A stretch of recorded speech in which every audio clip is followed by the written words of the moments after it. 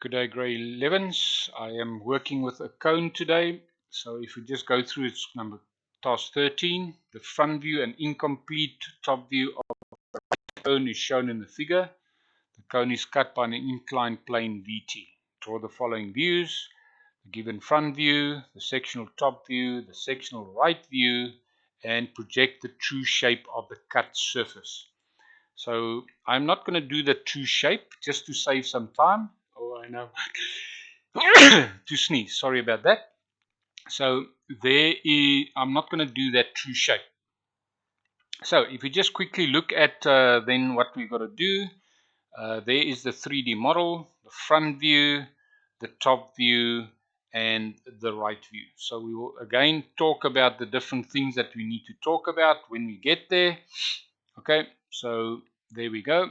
I just want to open up the space again so that I can show you the drawing itself.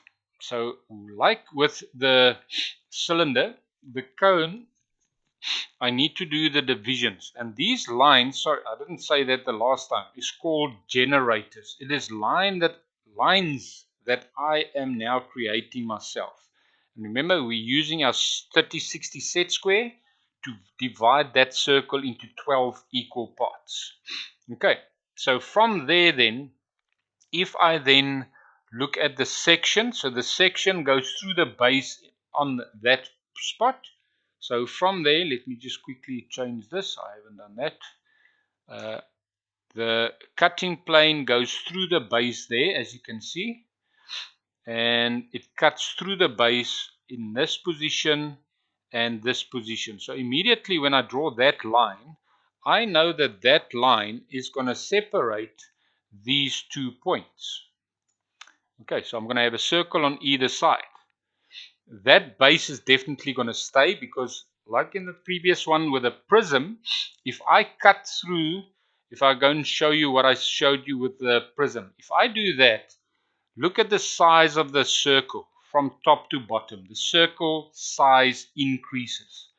So that means in this case, my base staying means that the circle at the bottom is not going to be affected by the cutting plane. Okay, so if I bring that back to here on the side, and I just go Control Z to take the cutting plane away. Okay, so what I try to say then is I know that immediately with this I can leave that in dark. But now I'm not going to hatch all of this because remember I still got to find the points that's cutting through that line, that line, that line, that line. These generators that I've now created, I need to find these points first before I can carry on and hatch.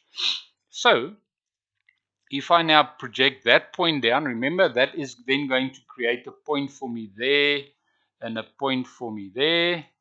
The one in the middle, we'll go back to that one again. Let's just do it. We did say we can take it to the opposite view, project it down, and take it across. So there is the point there. This one here, we can find on that position, and the one below that, so that will be that one. The next one is these 2 points,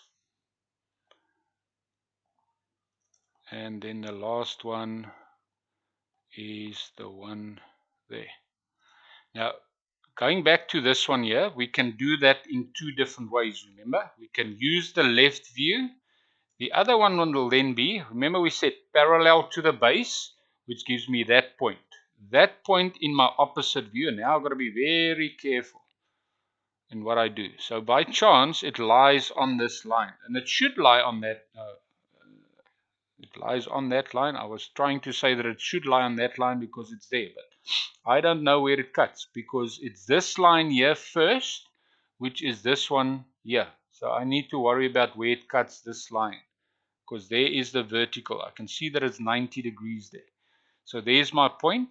From there, I then got to use parallel to the base. In this case will be a circle, and look at that. It gives me exactly the same point as what I've created here. So it doesn't matter if I use what method, I'm still going to get the same point. So that point is then there, and just to help us out, I'm just going to say there, so there's that point for that one, and I've got that one and that one. So now to find the, or to complete the top views, I've got to do my curve. So there's the points from there to there, to there, to there, to there.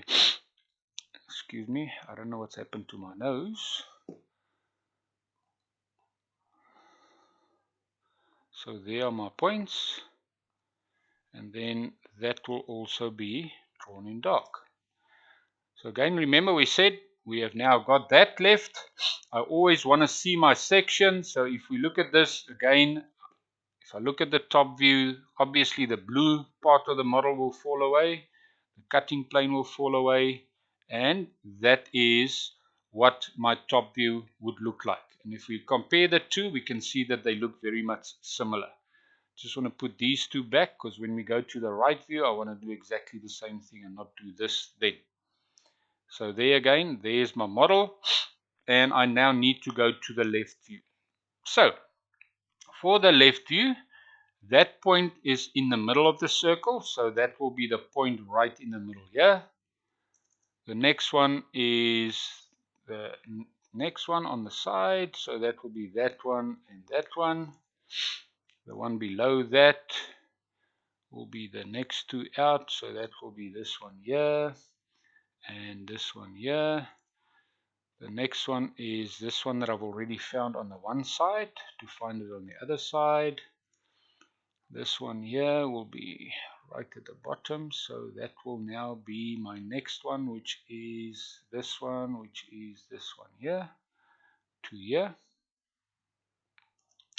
And then obviously I now got to find these. Okay, that was that one. Now I've got to find the ones on the base, which will be from there to there to there, as well as this one here, from there to there to there. So if I now go to the drawing my curve, it's from this point to this point to this point to this point,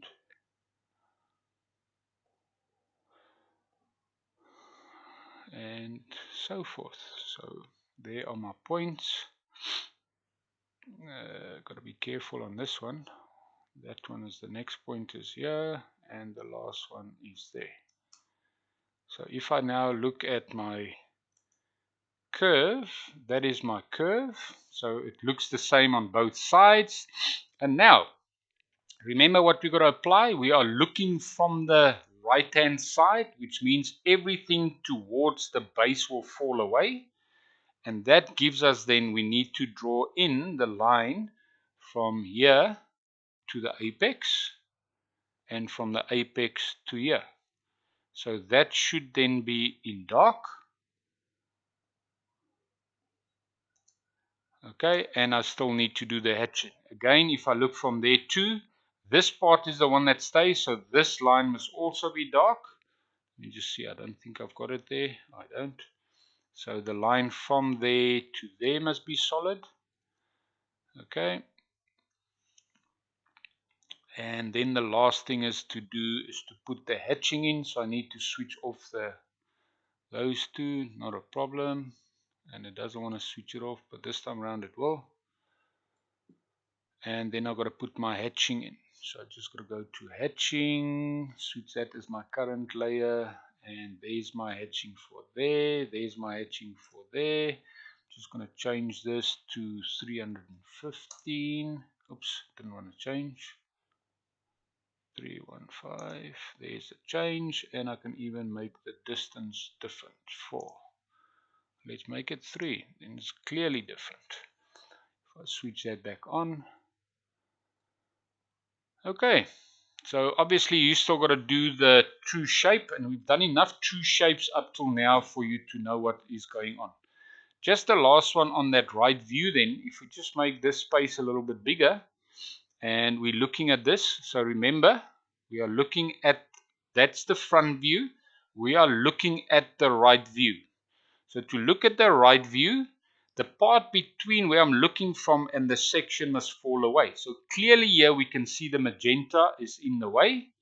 Now I see the cutting plane by itself, so I can take that away, and that is my side view.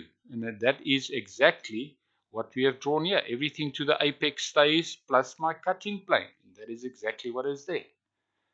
I hope you understand how to work with cylinders and cones.